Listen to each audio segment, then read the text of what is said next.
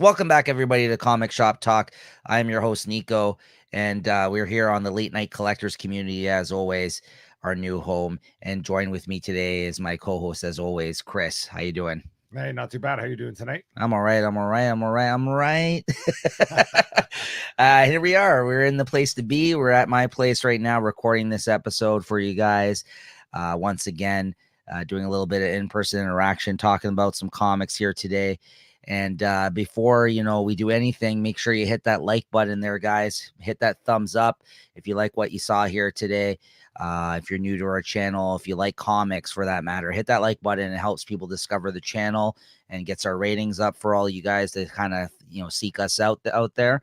And as always, we are going to be talking about our reviews and thoughts on some of this week's new comics. So, spoiler warning for all you guys out there.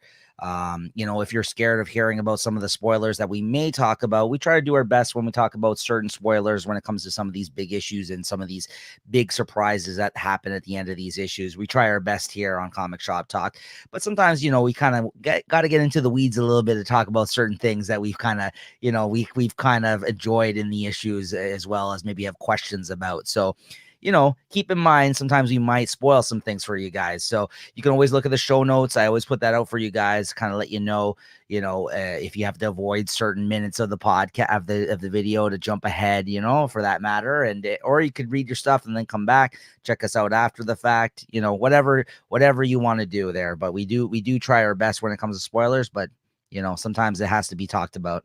For sure. All right, but without further ado, let's get into some comic talk here for you guys. All right, so we're gonna jump right into this week's worth of comics. Some great comics this week, I gotta say. I read quite a few more than Chris just because of the timeline of us recording here today. He wasn't able to get to all of his pickups this week that he normally reads, but we're gonna try our best to kind of barrel through here some of these. He's got some beautiful variants as always for you guys, though. I've already looked at some of these bad boy covers. So, Chris, why don't you start us off here talking about Hulk number 4? Okay, we got Hulk 4. Let's see here.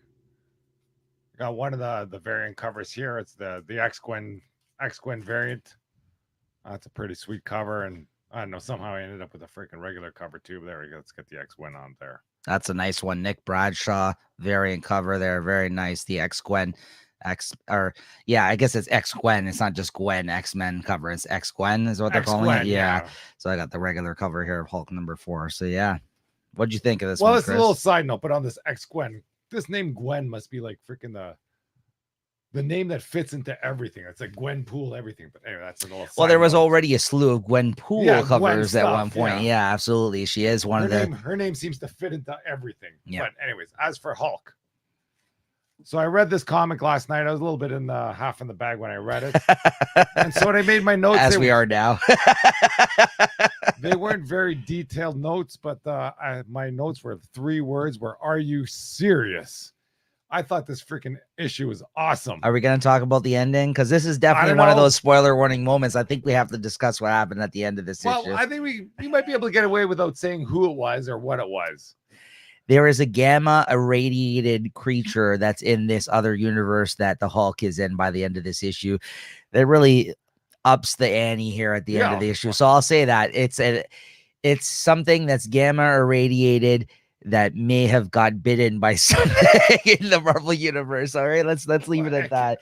All right, that just came right out of the fucking wild blue. Yeah, because basically in this issue there's Bruce Banner is with Bruce. What universe did he hear? 212 or something? I don't know. Have they classified the universe? Know, anyway, it's the Thunderbolt, Thunderbolt Ross. Yeah. So Thunderbolt Ross universe. He's like the president of this. They've done a whole bunch of shit in there. In the regular 616 Marvel universe, though, he is the Red Hulk, of course. So and here, like they've explained how General they freaking Ross killed mutants. There's a whole bunch of stuff going on, and then Bruce Banner, the regular Hulk or the Smashtronaut, he's like, fuck, don't worry, I can take care of business here. I'm gonna fucking unleash myself on this town. And you think he's just gonna go, he's ramping up the Smashtronaut to level 4. And you think he's going to take care of business, and then Thunderbolt Ross has got a prisoner, it seems, there that he's going to blow his head off. Mm-hmm. And then, he gives him the countdown, and the Smashtronaut doesn't back down, so he just boots him out of the freaking I don't know. Were they up in a spaceship or something? He boots him out, so you think that guy's gonna die. You find out who that person is, and pow! That is a fucking last page. Wow. Yeah, exactly what he's alluding to there. He faces off against a different variation of a character we're all very familiar with in the Marvel universe. That's gamma irradiated. I'll say that. Yeah. And at the end of that issue, this monstrosity, this creature that the artist depicted, Ryan Otley, and this was really fucking cool looking. So it was a cool way to end the issue. I gotta say, this is not this. I like this series at this point, a few issues in. I really I look forward to reading this series now, because I'll tell you what, it is just a smash 'em up kind of fucking adventure action kind of like Hulk story at this point. The concept itself is a little out there, but once they set it up, it just kind of I'm buying in on it now. Right. Like I wasn't on board in the beginning so much. I was ready for the ride, but this ride, and it is a ride, because this isn't like happening any sort of real reality or something. No, I think it's a lot of fan service business. Like, there's a giant Wolverine earlier, right? It's hitting all these freaking marks. Not only that, one of the things that he used to drive the Hulk, because whenever he needs to actually push the Hulk to go, crazier, the engine room, he threw the Marvel Zombies at him in this, which is like a well-established. Yeah, that's what I mean. Again, talk about fan service. Yeah. And again, something great that Ryan Otley is great at drawing at. So like drawing, like it's Ryan Otley, the artist on this book. Like I gotta say, at least from this week of art on the books that I read, Marvel has some top tier talent working for them. There is some fantastic artists working on these Marvel books right now. Like Ryan Otley, the art in this book, it's so well, like it's so well suited for his art style in this book. Hulk, like I said, I was really feeling down on him previously when he was on Spider-Man for some issues, when he first went over to Marvel after his first, it is his first big Marvel gig after a creator-owned book with Kirkman over an Image, Invincible. But he's so well suited for this fucking Hulk book, man. He looks so great in this book. Not only that, I mean, like I said, like he fights Hulkbusters in this universe that he's in right now, like basically like equivalent of some Hulkbuster, machines in here. And yeah, like that ending, like Chris said, was amazing. And yeah, it's basically, it's a fun fucking smash 'em up ride every time, action adventure ride every time, and I look forward to it. And you know what's great about it? It doesn't take a lot for me to get into it. Like there's so many books with complicated plots and intricate things going on right now, and things I'm confused by, and things that are like, you know what I mean? Like the writer trying to impress us with this, like, you know what I mean? And sometimes it pays off. Don't get me wrong. Like I love a good thought out kind of idea and all this kind of stuff. But I thought that's what this Hulk book was going to be with this original concept. And I'm so glad it's not, because every time I read this book, I get more excited for the next issue. Yeah, it's a crazy story, but it's simple. Yes, exactly. It's fun. And it's fast moving, and it's a good time always. Like I really enjoy this every time it comes out now. Yeah, it's great. I can't stress that enough. This is what a Hulk book should be, really. Like I just said, I wanted to see Hulks punch some people up. Like that's basically what this I'm not sure if it's what a Hulk book should be, but I'm still not down for the Hulk not being the Hulk. Right. I don't know why he's got to wear this freaking stupid helmet, but that's the only disconnect, is this weird concept that he came from, like what we would expect from a regular smash 'em up Hulk book. That's the only thing. And you're right. There is kind of weird moments where like he's in the engine room where he's directing himself via Bruce Banner inside the head of the actual Hulk, the exterior of the Hulk, with this like kind of Weapon X type thing on his face. Right. I get it. It's a little out there in that sense, but the actual book itself on plot is very slim. It's just him fucking punching people out, like whatever universe he's in, it doesn't matter, right? So I like it. I dig it, man. I have a good time with it. I was down for this one. Yeah. What'd you give this? 4. Yeah, easy. Same. Solid 4 for this one. Yeah, great issue. And yeah, it's really growing on me. I wasn't so sure at first, like Chris said, with the original concept, but yeah, I enjoy this a lot, man. So all right, next up, Thor 22, Chris. Thor 22 just got the regular issue there. Yeah, same here. I love the beginning of this book with Beta Ray Bill showing up. Like just the first page is a big splash of Beta Ray Bill surrounded by a whole bunch of, I don't know, people following. I didn't really look to see who it was. And then the next page, Beta Ray Bill gives a big speech on, you know, like how he's got to go help Thor and all that stuff. I thought that was great. And then and the good thing is, you know, you see all these people here on the cover there, so everybody's coming to help Thor fight Mjolnir and Mangog. But they all get sort of fucking neutralized, or they get taken out of the equation. And then otherwise than that, fucking, I don't know if this is a spoiler or not, but Thor going Super Saiyan, poof. Thank you. That's exactly what I thought of that last page too. Yeah, he went Super Saiyan in this essentially. I guess we'll leave it for you to find out how he becomes Super Saiyan at the end of this issue. We'll leave that up to you to read. But something happens to Thor, which basically levels him up to an extreme level of power he's never experienced, it seems like before. So it's and yeah, he's like golden by the end of this. He's straight up Super Saiyan. Yes, absolutely. I'm so glad you say that because me as a huge fan of Dragon Ball, when I read that, I'm like, this is fucking Super Saiyan Thor. like I know that's like, you know, I'm not sure of the Super Saiyan ways, but I remember the first time Goku kind of went yes. Super Saiyan, like, you know, this was it where the rocks, like he takes over the earth and the rocks start floating and shit. I'm so happy you said that because that's literally what I wrote in my notes. I wrote Super Saiyan Thor. That's all I wrote there. That's fantastic. That's fantastic. Once again, you know, my notes weren't big this year. Yeah. I wrote like, well, it was another 3 words for Thor 22. Like I say, I was half in the bag, but I read like 3 or 4 comics when I got home yesterday, and they're fucking all dynamite. But anyways, yeah, 4 easy, bang. I mean, I would go as far to give this a 4.5, but I want to quickly say once again, the art on this issue, Nick Klein. Actually, I'm upping mine 4.5. Yeah, my God, the art in this issue, like you said, the double page spread, which actually I'm going to show. I'm going to try to put that on screen for you guys, where Beta Ray Bill, it shows him kind of charging into action, and it shows all the fractures of the different heroes that are getting called in essentially by Beta Ray Bill to call the arms essentially.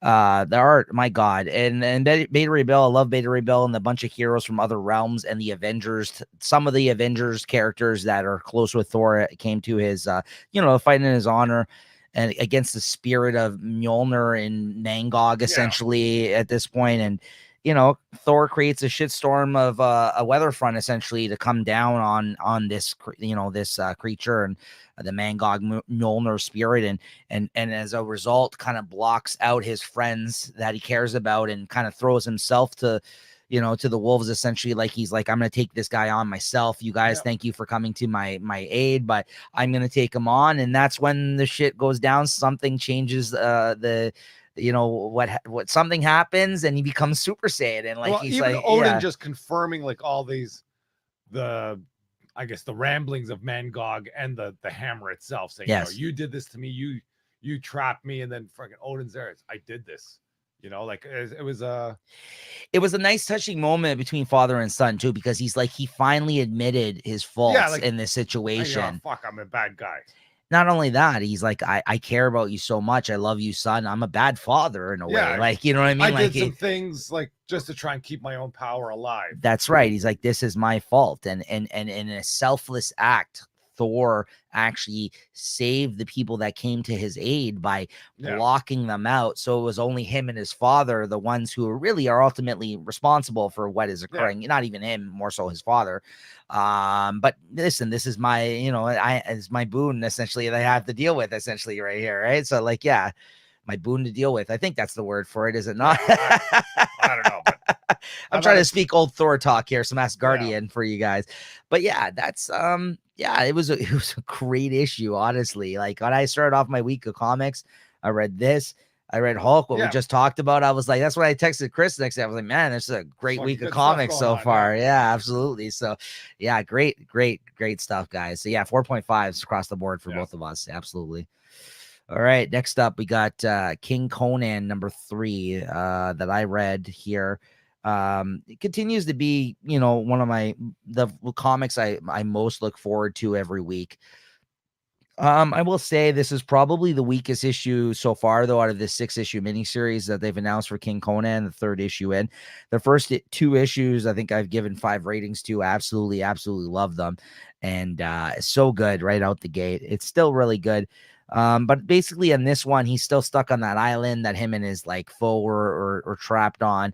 of basically him fighting the undead. And then in this one, some hot chick basically emerged that I guess was creeping on the island that he was not aware of. Yeah, take a look, I might Chris. have to take a peek Yeah, here. yeah, take a look.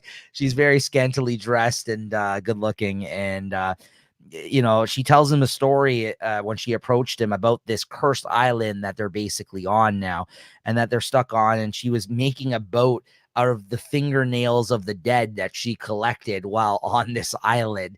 And there's like basically like a boat that's made out of these fucking fingernails that's sitting there that basically looks like something that you would you know you would drive down through like the land of the dead, like if you went to like like Hercules and shit like that, like when he goes to that place where all the dead, like the dead exists, that you have to travel down the lake. Like the river Styx. Thank you, river Styx. That's the word I was looking for. So it looks like something like that, like a boat like that that's made out of like fingernails of the dead. And then he doesn't agree to whatever she's like throwing out there, that they should just both jump on there and try to escape this cursed place, because Conan's the only person to have survived a night on this island so far since she's been there. And he's not really going along with this. He's like, yeah, you're a little out of it, I guess, for me. Like, you're some crazy chick who I met on this island that's trying to like sell me some sort of prophecy or some sort of curse that has occurred here, and I'm not really with it. And then he basically, and then she threatens to kill his enemy that's on the island because she's seen them together as retaliation against him. Yeah, he's like, well, whatever. He starts laughing. He's like, yeah, go ahead. I don't give a shit about that guy. She thinks they're friends or something, right? She's like, I'll kill this man if you don't agree with me. And he's just like, yeah, go ahead. He just starts laughing, right? And that's kind of where the issue ends. So, like, for me, just because there wasn't as crazy of a scene as in the last two previous issue, that in this one is kind of just, the middle of the story being told right now. It was a good issue nonetheless, but it just wasn't as impactful as the first two for me. So I give this one a 4, though I still think it was a solid issue. It's just, I loved the first two issues so much more than this one. And at the end, you get a little bit of more of the flashback story of him and his son disagreeing with one another when he basically was kicking him out of to go kingdom, exactly, to go on his travels. So you get a little bit at the end, but definitely weakest issue so far, but still good nonetheless. Next up, I got Supergirl, Woman of Tomorrow. This is the last issue of this 8-issue miniseries, written by Tom King, art by Bill Quee Evely, that's how you say her name. This was a solid series. Probably, not my favorite thing Tom King has written, but, well written, a good series through and through, an interesting artist that drew it, that I think, if people weren't familiar with her work prior to this, that you're going to be looking forward to checking out her stuff in the future. Good art, well-told story, good ending. It was good, but not amazing. I thought it was a solid story the whole way through. I will say the ending at the end, the very end of the issue, kind of did basically the bad guy that you thought this little girl was going to kill this whole way through of the miniseries, that they were trying to seek him out and she was trying to seek revenge on him. She learned at the end, of course, that she couldn't do it. She couldn't bring the sword to actually, exactly. Predictable in that sense. Anyway, Supergirl, I guess, banishes him to the Phantom Zone, like from Superman, and he gets stuck in the Phantom Zone for by the end, they say about 300 years, basically having to repent for his misdeeds on Earth. And somehow, I guess, because she's from an alien planet, this girl's alive at the end of this. She's very old, and so is Supergirl. And they meet again, and they actually let this guy out of the Phantom Zone finally. And he sees her, and he apologizes, and oh my God, I've learned my lesson, blah, blah, blah. Then there's a little bit of an interesting exchange at the end, and that's all I'll say about that. Something you may not have expected. Definitely an interesting, way to end the series. It was unexpected after a very expected kind of end to the main story. And then the last couple of pages, I think he kind of did a great job of fucking tying everything up together with that ending. So yeah, I gave it a 4. I thought it was a solid, well-told story, good throughout. But again, not amazing for me. Definitely not my favorite thing Tom King has written. But I think if you're a fan of Supergirl or you're just looking for your first foray into the character, as this pretty much was for me, I haven't read too much Supergirl, to be honest with you. It was a well told story and worth reading. Well, I've heard Supergirl may be taking over Action Comics once Superman dies. Hmm. Just rumor. There you go. It's Don't very know. possible. It's very possible. I mean, she's as badass as she was in this series. I'd be looking forward to that because I'd be down for reading some Action Comics with Supergirl if they do kill Superman, which in the Justice League, yeah, exactly. From what I hear, that's the plan. Very But possible. anyways, Very possible. just a side note. There you go. Side note, Chris. All right, Chris, go ahead. Fantastic Four number 40, the first Fantastic Four issue involved with the Reckoning War tie-in. Yeah, go ahead. Okay. I just got to preamble this thing here. I read this on the bus on the way to work, so it was a little bit of a tough read. I'm bouncing around in there, but this was definitely 10 times better than the Reckoning War Alpha. I didn't really care so much about timelines in this one. It was just a good story all the way through. A lot of action, a lot of explaining what's going on, and I think I'm down for the Reckoning War now. I liked it. I'm still a little down on it, to be honest with you. Yeah, I'll agree with you in the sense that maybe it wasn't such of a mess as the Reckoning War like issue Alpha or whatever it was fucking called to set up this event was.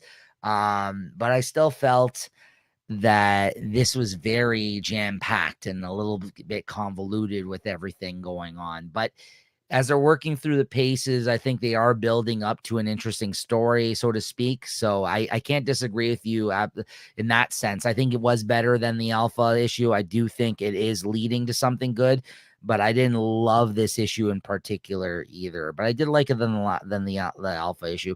I will say, like, Reed is, he's dealing with the sight and knowledge of the Watcher in this, essentially. I will say this, spoilers, guys. At the end of the issue, you find out that it's actually killing him because it's just too much. Yeah, it's too much for him, I guess, essentially. This power, for whatever, he can see it all and he knows it all for the first time ever. And it's for a man like Reed who seeks out knowledge and like needs to know everything. It's interesting. It's an interesting angle for that character. I will give him that. And then he even knows how to fix Human Torch in this. Like, how he doesn't. he does it. That's what he's like, I have no time for that right now. Don't worry, I know how to do it. I can do it, but I need you. I'm gonna fucking make you probably hotter. Yeah, he's like, I need you to be this powerful right now, so I can't solve your issue right now. And then there's the basically they allude to the fact that something that happened earlier in the Dan Slott Fantastic Four run, which I assume would have been before you started reading it, Chris. They mentioned something about there was a character that they had showed in a previous arc that they seen from the future that's essentially going to be the downfall of Ben Grimm, the Thing. And now they've encountered this person. They're seeing her in their timeline for the first time, this thing that has basically been predicted that's going to kill him. So there's a lot of things being set in motion during this event. So that's what I mean. There's a lot of interesting things happening. It's a lot all at once still for me. That last issue didn't help at all. And this one, it's kind of working that shit out now finally and moving into, I think if this is being told over the next few issues, you're right. I'm on board. I'm looking forward to it, but this was still a little bit too much for me all at once, this issue for me anyways. Yeah. Well, I think they're freeing, like, with the 3 issues or the 3 days before Reed dies, I think they're pulling in a lot of, wasn't a Human Target? Isn't he on a freaking Human Target? DC. That's DC. Yeah. Who? Isn't that Human Target? Isn't he dying? Oh, every issue is a day. Yes. And then isn't King of Spies the same thing too, where he's about to die? Yes. That's like, I know they freaking ramp it up by saying it's only 3 days. Good point. But it's a story that's out there now that seems to be gaining traction. And, I don't know when this was written, but it seems to be, hitting the same kind of points from the other ones. But that's a good point. Otherwise, like I say, I'm down for this, a little more than it was after Reckoning War or after Reckoning War Alpha for sure. Yes, I will agree with that. What'd you give this? I'll give it a 3.5. I'm gonna give it also a 3.5. Actually, yeah. It I was wasn't. going back and forth between 3 and 3.5, but yeah, you're right. It was better than Reckoning War, which I think I gave it 3 I to. think the art was pretty decent It in here too. was, yeah. I give it a You know, they go back to 3.5. the retro uniforms for no reason, just Yeah, that to was make funny. people. Yeah, be familiar with who they are. Well, that's one Apparently, thing I like. There's still like there's all this big serious stuff going on, but still got Ben Grimm with like some stupid quips in the background about whatever's going on or the floating heads that they're complaining about, right. things like that. I didn't mind that at all. Next up, X-Men number 8. X-Men number 8. Here we go. Woohoo, Yeah, MODOK. MODOK. I got the same one. Yeah. I thought this was a so-so issue. I wasn't too impressed by it. I did like MODOK in there. MODOK's a bit of a crazy character. I liked when he was kicking somebody or something on that For science. for science. Yeah. And like, this guy's a floating head with a fucking leg that's what, an inch or something, and he's kicking somebody in the head. Like that's the price. That's worth the price of admission there. Wow, maybe not worth the price of admission, but it's worth a good chuckle. But other than that, I didn't really think too much of this issue. It seemed to be a bit of a throwaway issue. Yeah. The story is definitely bouncing around in the main X-Men title now at this point. Like it's always interesting what they are deciding to focus on in the storyline nowadays in the main X-Men title. It's kind of diverting a little bit away from the whole Krakoa scene, which is cool. I think that's a good thing to do. It's kind of bringing it back maybe somewhat to its roots of every other issue. Like we have an issue with MODOK here. We had an issue with fucking Nightmare for the Doctor Strange villain early in the series. Like there's been some weird one-shot issues where you're like, this is an X-Men comic where you're kind of scratching your head. It's kind of like, oh, this is a different angle in terms of like who they're facing or what they're doing out there. But I mean, at this point, like all the other books really are the ones moving forward this whole Krakoa kind of lifestyle and the way that things work and the policies and everything else and all the teams. This one's them just being superheroes. So in a way, you're kind of given he's kind of given the chance to do these type of one-offs, right? In that sense. I mean, this issue focused on MODOK. He's doing a trial run with some sort of new mind control device on a cruise ship that the X-Men came to help essentially in this one. And there's a great scene where he's trying to eat at a buffet on the cruise line, and he's like, "Oh, I thought I had more time. Damn you!" And he's like eating his food and MODOK at the cruise. Oh, the buffets are the best on the cruise line. Yeah, this MODOK is a crazy character, that's for sure. And there is some mention of the time that Sync and Wolverine, Laura, in the Hickman run, there was a moment where they went into like some sort of like a time chamber of some like time moved differently in this thing that they went into during the main X-Men run. I don't know if you read that. I didn't read that, but I can understand it from the way it was written. And time moved differently, and they spent all this time with each other, all these years with one another. By the end of it, they fell in love with one another, and by the time they came out of there, they kind of went back to their regular lives in this current it seems time. that Sync remembers what happened, but X-23 doesn't, or Wolverine or Laura, whatever you want to call it. Their time is essentially exclusive to what the time they spent in there, and he's not able to get over it, and she's kind of over it at this point. So it's a shame in that sense, but they've kept some of the storylines going from the Hickman run, as well as he reveals he's the one that will mind wipe Ben Urich at the end of this. That was an interesting, I guess, plot twist. But I still don't know why it was such a big deal that he's revealing this. No. And the same thing now. I know everything's all focused around Krakoa. So why are these X-Men floating around over the ocean looking for a cruise liner that got run over by MODOK? Like they came there out of nowhere for no reason. So it was a nice issue, but like I say, it was a throwaway issue. Just waiting for more of whatever the X-Men soap opera is going into. Yeah, absolutely. What'd you give it? I'll give it a 3.5. Same. Yeah, I also thought that. All right, next up, Nightwing 89. Chris, I'm disappointed you didn't get a chance to read this, man. This was this comic's just delightful. I always love reading this comic. As I mentioned last week, it's in my top 5 of probably ongoing current things I'm really enjoying reading. There's some flashbacks of Superman finding John, who's now the Superman of that is being represented in the DC universe now, that son of Kal-El, now that he's Superman has now gone off world. And you start off the issue with some flashbacks when John was young before they kind of aged him up. And Batman and Nightwing were basically trying to track him down for Superman. John went out flying around when he first, I guess, had gotten his powers, out doing patrol, flying around, got lost. Yeah. So he's hiding off in like a cave somewhere, lost, which actually is a smart thing I would have never thought of, because just because you have these powers and you adopt these powers, it's not necessarily like all of geographically where you're going as you're flying around the world. So Well, that's it. So it's just a really smart idea I've never thought of. Tom Taylor is a smart enough writer to actually think of that a kid this age could possibly end up getting lost while doing this out and about, just testing his powers out. So you get a little bit of flashback of that at the start. So I thought that was interesting. And then they go into the modern day Nightwing where he's in bed with Barbara and basically Kal-El, the robot of the Superman, when he keeps in the robot that stays in the Fortress of Solitude comes to visit him in bed. And he's just like, he wakes up. He's like, what the hell is this Superman's robot doing here? Kal-El, what are you doing here? Right. He's like, are you his robot? He's like, well, I wouldn't really say I'm his. We kind of work together and all this kind of thing. It's a really funny moment. And then he's just basically like, yeah, listen, Superman, I think, tasked you with something before he left.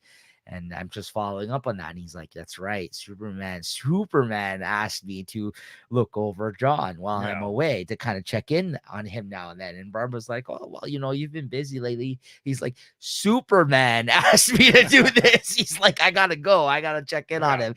So then he kind of checks in on him and his boyfriend now, as he's come out as bisexual and they have a relationship and all this kind of thing. And and while this happens, he finds out that a Titan was murdered, some like D-list Titan that I've never heard of, probably somebody in like the reserves.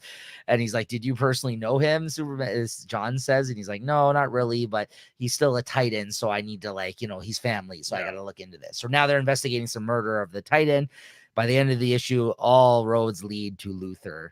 And that's basically now how, at least that's what it looks like. So now that's kind of him and Superman, John, son of Kal-El, are now teaming up. And the Tom Taylor is also writing that series right now, the Superman, son of Kal-El, which I'm not reading regularly, but I will read the next issue because that is the second part of this 2-part crossover. Yeah, so I'll be picking up. Then I'll be reading the next issue, at least, of the Superman, son of Kal-El issue, which is, I think, issue number 9, which is the second part of this storyline. So a lot of fun, great art as always. Just has a great tone, delightful to read. It's just a fun read. I gave it a 4.5. Nightwing's, always a great read for me lately. So nice. Yeah. Next, I just feel bad that they're fucking gonna push Superman Kal-El on everybody now. Like, you get a number one, like, Superman's supposed to be the their big blockbuster hit, but Nightwing's probably pulling the numbers. And yes. I mean, and he's also writing both series, right? So that's worth mentioning as well. Because I heard that Superman, son of Kal-El, it's a bit divisive from what I hear. It is, and whether or not that's a fact, because he's a bisexual hero. Wow. I think it's more so that, and then also I think it also smacks of like it's a generation. I don't think the bisexuality has anything to do with it, but he's there. Like, I don't know, the last issue where he's holding up the signs about like what was it, like some eco, I don't know, like global warming or something he was worried about. Here's the problem. When you're a superhero and you're trying to do this kind of stuff, it doesn't really track. It doesn't really read well. It really doesn't make a lot of sense. I agree with you. That's just what I read. I haven't read either issues. That's why I dropped it. I read a few issues of it. As much as I love Tom Taylor, whatever they're going for in that book, it's just, I'm not into that. I think whoever like kind of directs with the storyline, right? Say, hey, I want that's the thing. If you say that now, though, somebody will automatically think maybe it's because of something else you don't like the book, but really it's just because it's a little bit too too woke for my liking. Let's say that. Anyways, so that's another side note. Sorry. A little problematic for a superhero book, though. I will say that you can't really make those decisions when you're trying to, like, I'm sorry, you know what I mean? You're trying to you're fucking fight super villains, okay? You're right. fucking fight global warming. Right. So there you go. especially when you can't solve these problems as a superhero. I'm sorry, you can't solve these problems as a superhero. Yeah. So, anyways, next up, the Silver Coin number 9. I mean, I love this series. Every issue written by a different writer, all drawn by Michael Walsh. I'm a big fan of this series. This was another great issue. Probably one of the best Michael Walsh has drawn, I will say. He's done a great job throughout this series, but there was a few pages in this issue in particular I was very impressed by. Here's one of the double page spreads in the issue right here, where he basically draws like the coins lined up, the eye opening up and closing as he's kind of depicting this scene of this cop going through his daily routine here. This issue is basically about a crooked cop who's working for somebody that he owes money to. When he's burning down shitty like buildings in the projects and like basically in the Bronx, like shitty maybe low income housing buildings back in the day. For the insurance money fraud for somebody, essentially. And he's a crooked cop, and he comes across the silver coin while he's going around, operating this way. He gets caught almost in the act of burning down a place, and he ends up just grabbing a little girl that was stuck in the building and trying to drag her out of the fire, getting caught with her and making it look like he's some sort of a hero cop. Meanwhile, that's not the case. That he was really not trying to save this girl. It was just like a fucking, right place, right time. I'm going to take this opportunity to make myself look good and also disguise the fact that I'm burning down this building for insurance money for a mobster. And, he kind of went, that route with it. And, it was just interesting. And of course, the silver coin, whoever comes across this coin in their path, never does them well. Something always tragic happens to them by the end of the issue. So I'm sure you can guess what happens to them. But yeah, and then there's like a little 1-page kind of like a piece at the end of the issue that actually talks about this thing that actually happened in the Bronx back in the day. This is based on real events that were happening in some of these low income housing type buildings in the 1970s in New York. So really, really, really great issue. Vida Ayala was the one that wrote this issue. I haven't really connected with a lot of her other work, but this issue really worked for me. I thought it was great and well told and well drawn. So I gave it a 4.5. Nice. Yeah. Next up, finally, what I have, Batman the Night number 2. I know, sorry, I got a lot this week, guys. I think I'm dropping this. I gave that first issue a chance. This is written by Chip Zdarsky. I'm a big fan of his work, but when there's so many Batman books out and quite a few that I already read, this one is just not making the cut for me personally so far. We follow Bruce to Paris in this second issue. He's left Gotham now. And he comes across like a Catwoman-like character who's called the Gray Shadow, who's like an older woman who's like a thief, a burglar, a cat burglar in Paris. And he's basically following her around, trying to kind of, I guess, pick up tips and tricks of how she does her thing, trying to, I guess, advance in his skills and knowledge as somebody who will eventually become a crime fighter and become Batman. And in the process of shadowing her, he becomes shot by somebody that's basically been introduced to us in this story as a detective. But that detective, whether or not he's on the level, I'm not sure, but he was investigating this murder that he thinks they're connected to in this, is Ducard. So Ducard, who is the master thief in this, it seems like is being retold as like the Commissioner Gordon of Paris, while this other woman is being retold almost like a Catwoman of Paris. So the way that things are lining up so far, this is clearly some sort of loose reimagining of events that maybe have happened sometime in the regular Batman issue series, and not something I'm necessarily interested in. So I think I'm going to bow out of this one. I think I'm going to drop the series. So it's a 10-issue series. If I hear something good about it later on down the line, maybe I'll check it out again. But I think I'm done at this point. I gave it a 3. It was fine for me, but nothing special in that sense. I felt wasn't moving in a direction I was very interested in. So I think I'm going to bow out early. All right, Chris, Venom number 5. Venom number 5. There's the regular issue. I got one of the variants. Oh, that's a Dazzler. Very nice. Somehow I got hustled into buying the fucking regular cover. I thought that forearm. Yeah. Ooh. Fucking villain or Eddie Brock doing what he does. Yeah. But anyways, I think that Dazzler cover is good. Sure And is. this has been one of the books that have been on the firing block there for the last little Yeah, it while. has been. And this issue here sort of revisits Eddie Brock after the first issue when he went and ended up in the garden with Meridius. So there's a lot of time travel going on this one here. It's a bit of a confusing issue. They revisit the first issue as to who's going or who's doing what, because supposedly this Meridius character came back posing as Eddie Brock to try and trick Dylan into not or to trick Dylan into bonding with the symbiote Okay. Venom Yeah. by telling him not to bond with them. Anyway, it's a whole bunch of crazy business. But supposedly this garden where they are, there's a whole bunch of King in Blacks in there. This Meridius is revealed to be a King in Black, and I think his goal is to bond with Venom, and that's what's I don't know. Okay, spoiler alert. That's what's revealed in the end, but I don't think anybody fucking cares. So, there's a bit more explaining going on. It's a nice issue, but it's still a crazy story that doesn't seem to be paying off too well. But nice variant cover. I think I got another variant cover, maybe in 6 or 7. There's a Bedlam variant cover, or there's a Venom cover with him dressed as the original Spider-Man. Oh, that's cool. Yeah. And that one looks super sick. So I might be stuck into this for another couple issues. I was gonna say, now it's been on the chopping block for this long. But are you gonna the cut variant covers are freaking keeping me in here, right? And fucking somehow buying the regular covers too, fucking killing me. But anyways, yeah, 3. Okay. Not great. All right. I'm gonna once again fire through a few here, guys. So bear with me here. Justice League 72.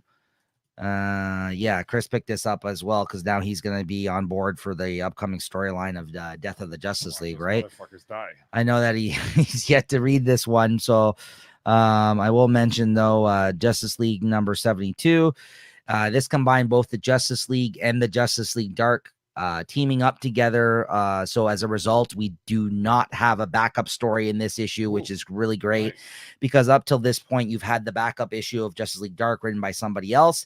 But in this one, it's basically both of the teams together being written by Bendis, who is the main writer of the Justice League issue story. And I will say I hate the artist.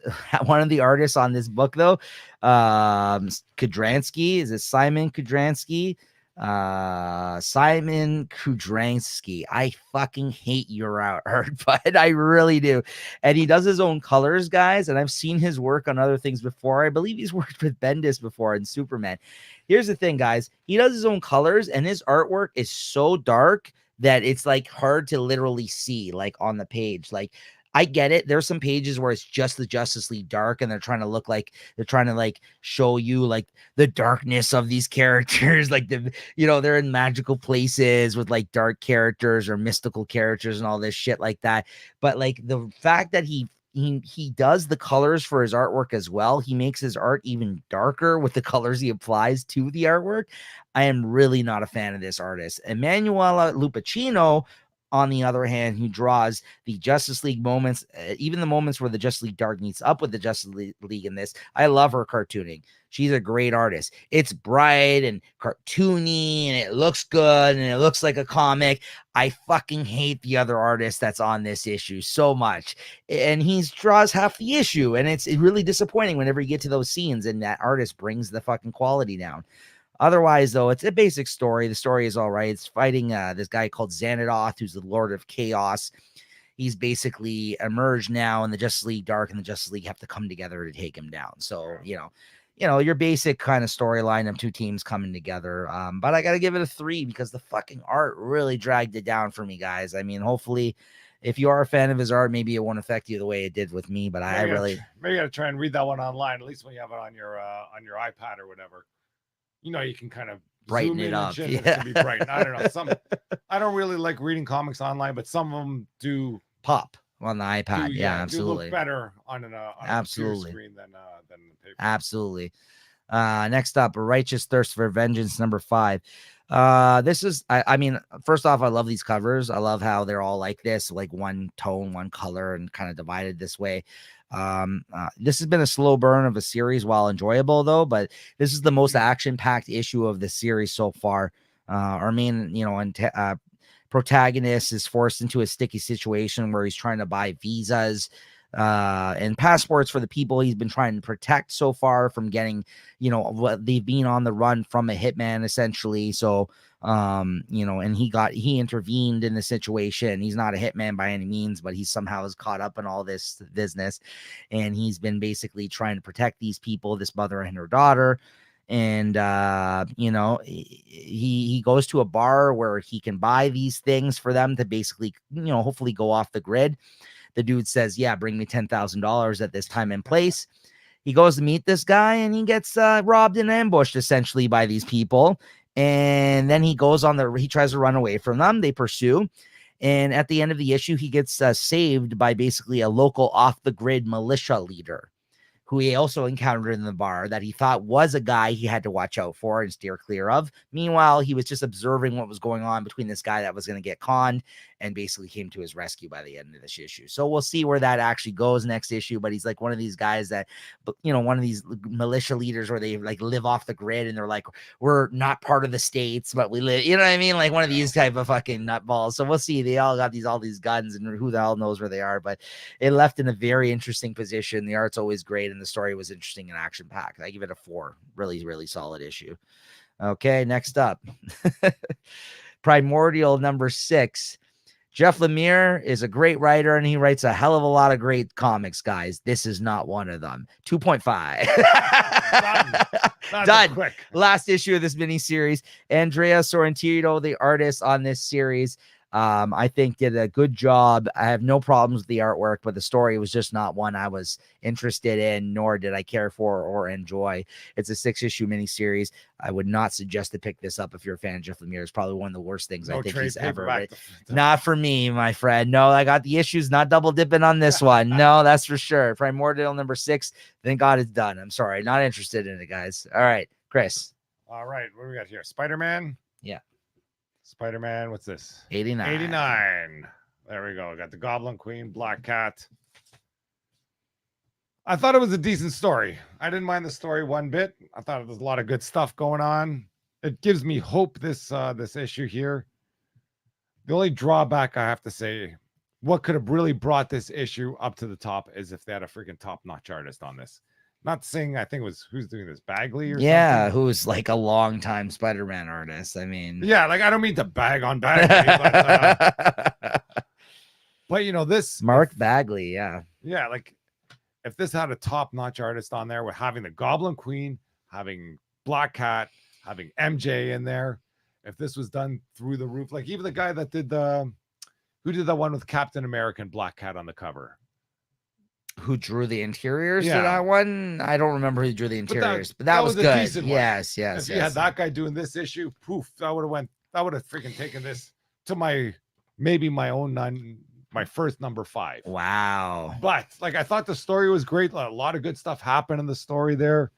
I'm not too sure about the Goblin Queen's stare of, it's like the Ghost Rider stare of penance. So but this one here just brings out all your guilt, fears. like about yourself or something. Like I hope she loses it. Maybe it was just good for that one. It's very therapist like. I'll give you that. It does fit with the character. With the character. Yes.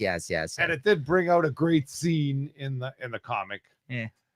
I thought it was great. I'm down for all of this stuff here. I'm hoping that, like, Spider-Man or Peter Parker, I know, spoiler alert, whatever, he does come back, but he's still not Spider-Man yet. No, I don't think he's not. He's back to prominence somewhat, not 100% in this though. Yeah, and I'm hoping that when he does come back as Spider-Man, that they have a fucking top-notch writer, they have a top-notch artist, and it's just a top-notch team to fucking bring this in before the new Spider-Man. I agree with you. Patrick Gleason, primarily known as an artist, but he's written his fair share of comics. He wrote this issue, not the strongest.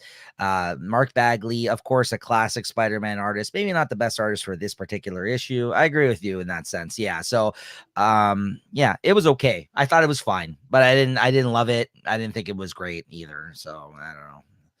Like if I had to give this on a story, I'd give the story a 4, easy, hard 4 all day long, but just just not lackluster. Comics but are story and art, though. So I know it's story and art. yeah. I swear, if they had a freaking hot artist on this, holy smokes, this would have been a fucking super issue. But I'm really hating on this fucking 3 times a month and fucking bringing everybody in. Why don't you put this once a month or Basically twice a weekly month? with that Beyond issue, though, right? I Yeah. mean, like, you get 3 times a month of the regular title, then you got a If you fucking put this, bullshit Beyond once issue. a month with fucking, got rid of all that baloney stuff, baloney stories, and just kind of kept, the good issue running through with freaking top-notch talent. I'd be fucking so down for that. But the thing is, I was reading that Beyond issue, the last one, that was still like the #1 bestseller of all fucking comics. Like, come on. Yeah. But who can I blame? You But fucking blame me. I bought it. You bought it. Yeah. I cannot buy it. That's the fucking problem. And they're fucking soaking us with shit. So what'd you give this one? I'll give it a 3.5. 3.25. I give it a 3. Yeah, I give it a 3. I mean, I didn't dig the story as much as you. I think that's why I'm giving it that score. But yeah, a few 3s for me this week. Actually, I didn't expect that, but yeah, I mean, as we're going through them, absolutely. I mean, there was just some subpar stuff going, and as much as great art, was it was a great week of artists. It was also somewhat a bad week of artists. I'm not even hating on the Bagley art as much as you, but there's been a couple other things here where I'm like, I don't know about this art. Listen, can't be all winners. Yeah. And I also just remembered here, I forgot that I read these digitally, so I don't have the physical copies of them. So I'm just going to quickly give you just like a sentence thought on these two, just because we're running long on time here, and I only read these. X Lives of Wolverine #3. Sorry, I forgot because I didn't have the physical copy in front of me. I read this digitally. So I didn't read the second issue. Chris talked about it on the show. He said he felt very confused. I caught up. I read the second issue and the third issue. I got to say, yes, very confusing. Requires a lot of outside knowledge of Wolverine comics to understand fully the significance of things that are occurring in the series. There's characters and moments that are popping up through this particular issue. And not only that, I mean, if you don't understand who everybody is, okay, that's fine and all. But on top of that, like, I can't even tell you what moment in time all these things are occurring. They're bouncing around so much that there's no linear kind of storytelling being told in this series at this point. Like, Jean is popping in and out at certain moments to help him, but at the same time, I don't know whether or not all these times, because there's about 4 different kind of time periods they're bouncing around in the same issue. I'm like, is he existing in all these places at once, or is this literally just going like, hey, he went around to all 4 of these different? If that was the case, why not make every issue one place, one moment in time? At the end of every issue, go to a next spot, go to a next moment in time. Poor way to tell this story. That's all I got to say. Because the first issue, I was kind of on board for this. And then out of the 2 X lives, 10 lives and 10 deaths, I got to say the deaths, the Moira McTaggart one is way better than the X Lives of Wolverine so far. I mean, I can't tell you how annoyed I was by that reading these last 2 issues, just because it started off so strong. And Chris told me about the second issue, but I'm like, okay, well, let me see for myself. Maybe Chris didn't understand a certain part, and I can kind of clarify for him. No, it's confusing as fuck. I agree with you 100%. And yeah, even more so. I mean, I give this a 2.5. That's how long I'm going to go for that one. Yeah, I was really annoyed by this issue because I read it at the end of all of my other comics, and maybe it impacted me even harder because I read the second and third issue. But by the end of it, I was just like, this is not good. Like, I was just like, this is problematic. They got, I think, 2 or 3 more issues to wrap this series up. I mean, hopefully they kind of steer the ship kind of in a direction where I'm like, some sort of payoff to having all this shit go down, but I can't see it. No, me neither. And lastly, we got Devil's Reign Superior 4. I think it's what it's called, #2, Superior 4. Yeah, I wrote down about this is it's still a lot of fun. Dr. Octopus versus Dr. Doom Octopus in this issue. Oh yeah, that's I gotta fucking read this shit. That's who we met at the end of the last issue. Was the Dr. Doom, Dr. Octopus? Doom. Yeah. Do they call him Dr. Doom, Dr. Octopus, or it's like Dr. Doom? You know what? I don't think they do, which is they missed the boat on that one. Absolutely, I don't think they do. I think they're all kind of referring themselves to like as Dr. Octopus. Yeah, but he's in like a Doctor Doom and they're costume. also using like first names. So like Wolverine, they're calling like Logan or Octavius or something. Right. And Banner's Banner, but the Hulk one is Banner, but like you know what I mean. That's really it's just the basically the Hulk version of Dr. Octopus, right? So yeah, it's my favorite of all the Devil's Reign tie-ins so far, I gotta say. And even though it has nothing to do, like very loosely have anything to do with the main event, it's in a good way. In a good way. That's what I mean. I want to say it's in a good way. I gave this a 4. This is a fun comic. Check it out, guys, if you're interested in Dr. Octopus, or if you want to look for a good Devil's Reign tie-in that really doesn't have much to do with the event, very loosely has to do with the event. This is a good one. All right, guys. I just got a couple comics here that yeah, absolutely. Show them up. Let's see. We got another from the vaults. X-Gwen. No, this ain't from the vault. This is from the fucking bank. Another X-Gwen Iron Fist #1 tie-in. I haven't read it yet, so maybe I'll let you know what's going on. Nick Dragata cover. Hot. Very nice. Dragata got Domino-ish. I don't know. I got a King Spawn I haven't read yet either, but maybe we'll talk about it next week. Maybe not. We'll see. Yeah, man. All right. And speaking of next week, what are we picking up next week? I should reiterate, not what we're looking forward to picking up. Well, I know. I do look forward to this shit, though. Until I read it, and then I go, fuck. I gotta cut back on my list. Yeah, what the hell did I fucking spend my money on? All right. What do you got next week, Chris? Okay, let me take a look here and check it out. Let's see. From Marvel for February 23rd, I'm looking for Avengers Forever 3. Ooh. Black Widow 14, Captain America Iron Man 4. I really should drop that one, but I think it's already there, so I'm paying for it. I know Carnage Forever. Is that new? Yeah, number 1. Okay. There's Dark Ages #5. Things are getting hot there. Oh, yes. Yeah. Ghost Rider #1's coming out. Iron Man 17. You got a nice, I think it's an Alex Ross cover. Mm-hmm. And we got Silver Surfer Rebirth 2. Nice. I don't know. I can drop that. I don't really know. I know you weren't super impressed with the first issue. Yeah. The ending, at least, you were like, Amazing Spider-Man 90. There's a super cover there. Yes. X Deaths Wolverine, or 10 Deaths Wolverine. Yep. And let's see what's going on in freaking DC land. Oh, Action Comics. I think freaking Superman's breaking the chain soon, so that'll be fun to see. Mm-hmm. We got dope. Is it fucking DC Vampires? It is. Too? It sure is. Yeah. Good week. Yes. Yeah. I got Deathstroke 6. And that looks like that's it for No Harley? Yeah, no Harley. Okay. I don't know. Yeah. I would have got one of the variants. What do the variants look like? Right. Yeah, there's still some super good variants. Next week I got, if you're done there, I got Amazing Spider-Man 90, Black Hammer Reborn 9, Dark Ages 5, DC Vampires 5, Deadly Class 51, Harley Quinn 12, Human Target 5, which I still think you should jump on, but Orphan and the 5 Beasts 4, which is the last issue of that miniseries, probably the first one I'll be talking about on this show because it's been majorly delayed. This artist is very slow. Saga 56, Strange Academy 16, and 10 Deaths of Wolverine #3. So that's my list for next week. You get some more Art Germ covers there, and I'll be buying that Human Target all day. But and from Image next week, Supermassive. I don't know if I'm gonna get it through my comic shop. Okay, but that's supposed to be like some. I'm not familiar with that one. Supermassive. Yeah, it's supposed to be some big deal there. Like I think Radiant Black and Radiant Red, and there's a team up between. Some yes.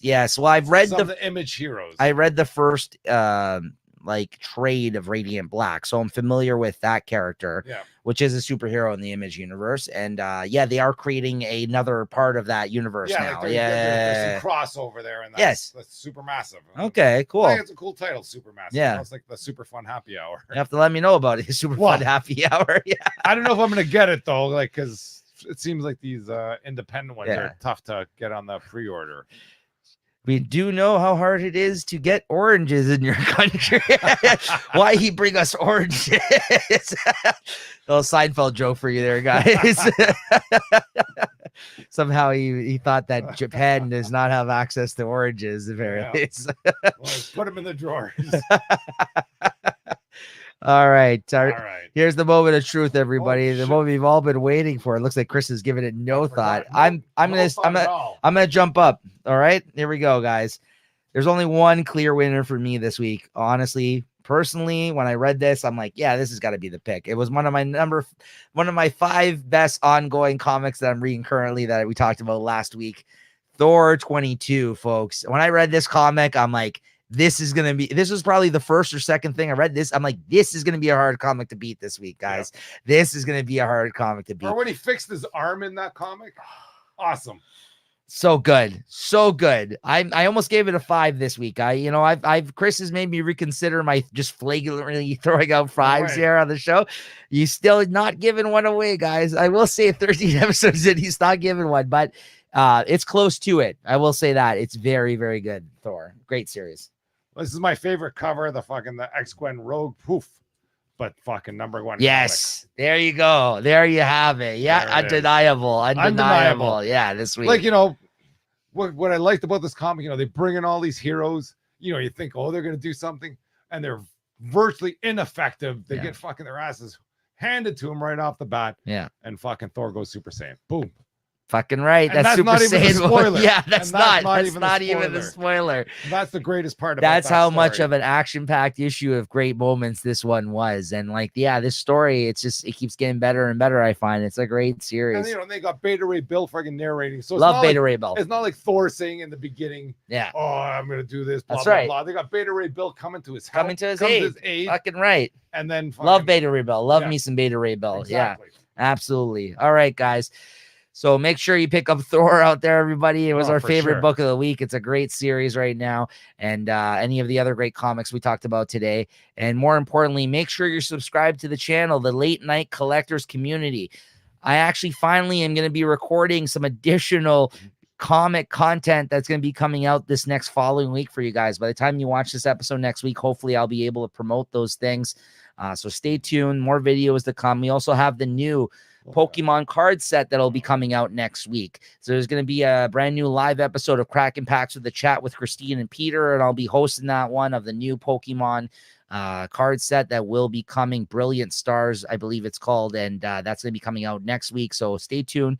More content to come here. We're always thinking of new, videos and things to show off here. And, as Chris even reminded me prior to recording today, there's going to be some videos, hopefully somewhere along the line where we talk about, I'm going to start showing off maybe some of my collection, some of my original comic book art, some things that maybe you guys would be interested in seeing, some cool stuff that I've acquired. And maybe Chris will join me on screen as we go through some of these things on future episodes. Some super awesome shit here. I got nothing, but. Oh, come on. Let's not. Well, I got no original artist. He's got some good keys, guys. Some good keys, but he's got some old shit. Just because I'm old. Hey, what's with this Peter doing this card show or something down the road? I saw some post about that. That's actually the Minty Boys. The Minty Boys. I don't know. Sure, give them a quick plug here. Minty Boys. Check out. Is he hosting this, or has he just got a table at this? Jaden, Jesse's son, who is the big card collector and seller here and trader. He is going to be. He has a table that'll be set up here somewhere. So I thought he was hosting, he pretty much is selling the tables. Yes, that's right. He's got the venue. He bought the space. Yes, he's got the venue and he's selling tables for people at the Legion here in Toronto. Check out the Minty Boys Instagram if you need more details on that, guys. Thank you for reminding me about that. Yeah, that's going to be coming up, I think, on not this Sunday, but next Sunday, the 26th, I want to say. That's the 27th. If I went there with, a pack of freaking Tim Hortons cards and I wanted to sell some of my keys, if he's theoretically, I have hockey cards there. If he's interested, I don't think I will. But, if he's interested, those Minty Boys, though, I mean, they're they're all about the money, though. They're looking for those prime cards, right? I mean, you might see that Superman, number 4 there. I think that issue is. I think he picked in possession of the Minty Boys, from what I hear. It absolutely is. He's picked up multiple copies. Could be a mint copy of Superman 4 there. Is it number 4? Superman, son of Kal-El. Number 4? Yeah. Is that number 4? I think it's there. Either 4 or 5, I believe. But yeah, well, the issue. If you know. If you don't, then... if you know, you know. Yeah. If you don't, well, go check them out, Minty Boys. All right, I think that's February 27th. Check out their Instagram. Minty Boys on Instagram. And if you want to check out, or is it Minty Cards? Let me just double check here for you guys, because I do want to give a quick plug to them, because that's pretty cool that they're doing their own show here. Yeah, Minty big deal. Cards. Minty Cards is the Instagram, and there's a underscore before and after the actual words Minty Cards. Search for them on Instagram. Great guys. You should definitely go support them if you are from Toronto and you are interested in trading cards. Definitely go check them out at the show. So yeah, it'll be a good one. All right. With that being said, though, that'll be it for us today. We will see you guys next week.